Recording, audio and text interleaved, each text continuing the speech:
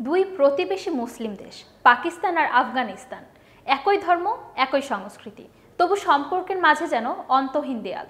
দুই দেশের সীমান্তে প্রায়ই গর্জে ওঠে গোলাগুলির শব্দ। প্রশ্ন জাগে, কেন এমন বৈরিতা?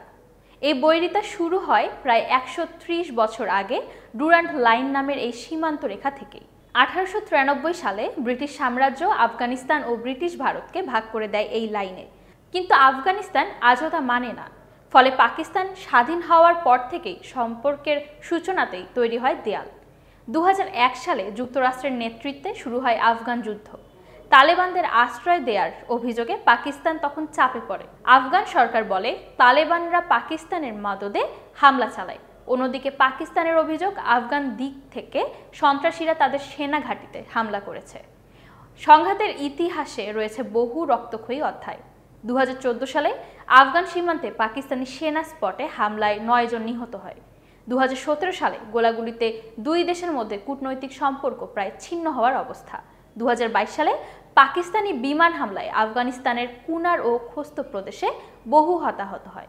২০২৪ ও ২৫ সালে ফের উত্তেজনা, সীমান্ত বাণিজ্য বন্ধ, কূটনৈতিক মুখোমুখি অবস্থান। বিশ্লেষকরা বলছেন এই বিরোধের পেছনে শুধু সীমান্ত নয়, বরং রয়েছে ভূ রাজনৈতিক প্রভাব বিস্তারের লড়াই। চীন, যুক্তরাষ্ট্র, রাশিয়া সবাই কোনো না কোনোভাবে এই অঞ্চলকে নিজেদের অবস্থান শক্ত করতে চায়। ফলে পাকিস্তান আফগান সম্পর্ক কখনোই স্থিতিশীল হতে পারছে না। তবু সময় সময় দুই দেশ বসেছে আলোচনার টেবিলে, চেষ্টা করেছে উত্তেজনা কমাতে, সীমান্ত খুলতে, কিন্তু অবিশ্বাসের দেয়াল এখনো অটুট ডুরান্ট লাইনের ওপারে আজও ভর করে আছে সন্দেহ, ভয় আর রাজনীতির হিসাব। দুই প্রতিবেশীর এই দ্বন্দ্ব শুধু তাদের নয়, পুরো দক্ষিণ এশিয়ার শান্তি ও স্থিতিশীলতার জন্য এক বড় চ্যালেঞ্জ। একই ধর্ম, এক ইতিহাস, তবু ভাগ হয়ে থাকা সময়ের অপেক্ষা। কবে মিলবে এই দুই মুসলিম জাতির ভাগ্যরেখা?